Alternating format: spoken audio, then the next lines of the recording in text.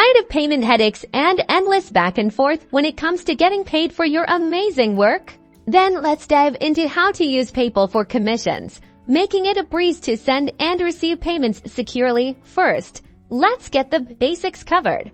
Log into your PayPal account, or create one if you haven't already. You'll need to verify your email and link a bank account or credit, debit card for withdrawals and funding. To request a payment, click on the Request Money or Send and Request button, usually found on your dashboard, then select Request. Enter the email address of the person paying you, the agreed upon amount, and a clear description of the commission, for example, character design commission full body. This helps avoid any confusion later. For sending money, ensure you select the sending to a friend or paying for an item or service option if you select the latter.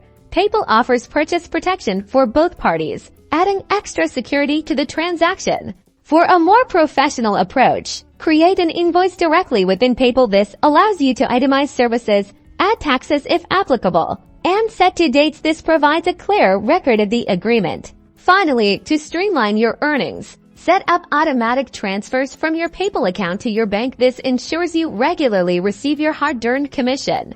And that's it. Using PayPal for commissions keeps things simple, secure, and professional, allowing you to focus on what you do best, creating incredible work.